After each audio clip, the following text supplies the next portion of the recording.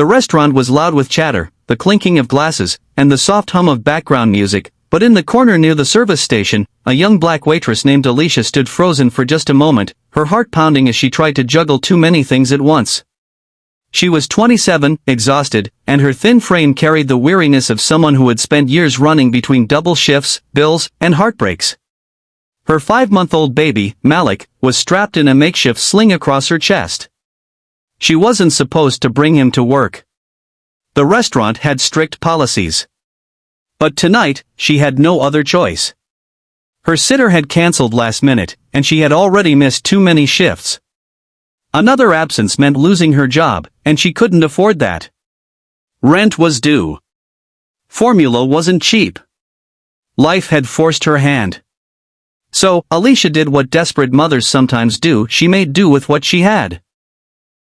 She tied Malik securely to her chest with a long scarf, praying no one would complain, praying no customer would notice. As she carried trays of steaming food and glasses of wine, her baby stirred and whimpered quietly, but she gently rocked him while walking. Sweat beaded on her forehead. Every second felt like walking on the edge of a knife, knowing a manager or customer could snap at her. And then it happened. A voice from the corner table cut through the noise. It was deep, calm, but commanding. "Is that a baby?" The room seemed to freeze around her.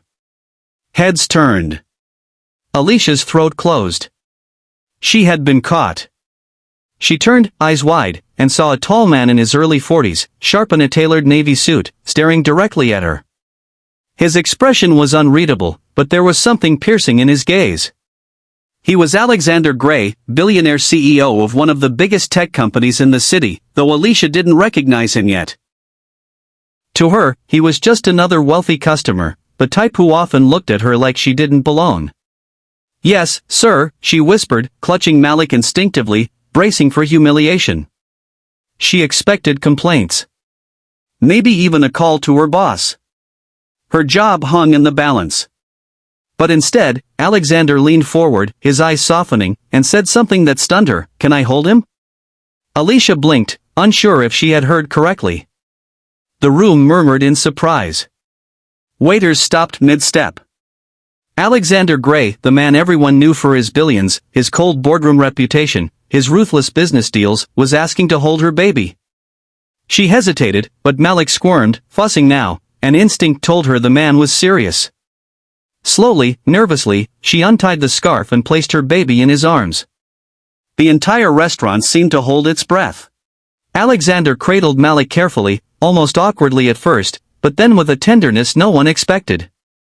The hardened CEO's face softened as Malik's tiny hand gripped his finger.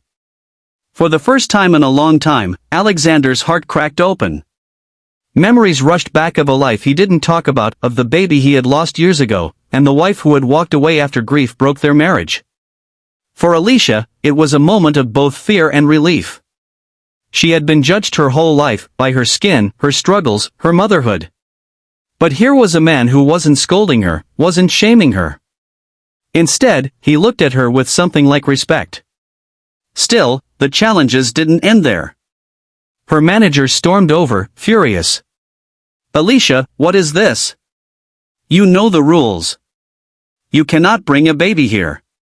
"You're done," but Alexander stood, holding Malik, and interrupted. "She's not done. She's one of the hardest working people I've seen all evening. Fire her, and you'll answer to me."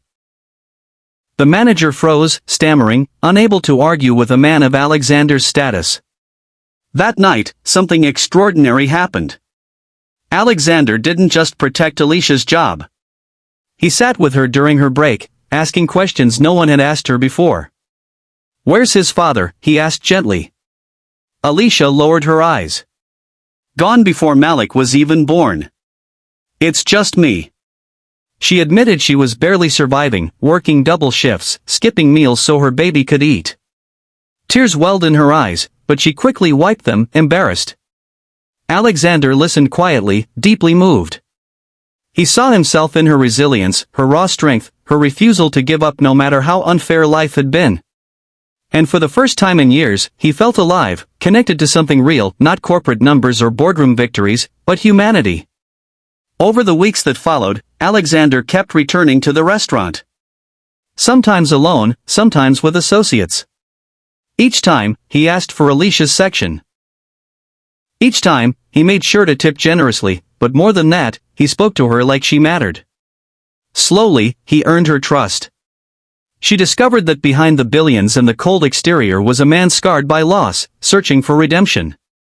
And Alexander discovered that behind her tired smile was a mother who would sacrifice everything for her child. But it wasn't easy. Gossip spread. Other staff whispered that she was using Malik to trap a rich man. Customers judged. Alicia almost quit more than once. She didn't want charity or pity. She wanted dignity. Yet Alexander never treated her like a charity case. Instead, he opened doors not by handing her money, but by giving her opportunities. He connected her with resources for childcare. He offered mentorship programs through his company for single mothers. And eventually, he asked her to work in his office not as a waitress, but in a role where her intelligence and determination could shine. The challenges were steep.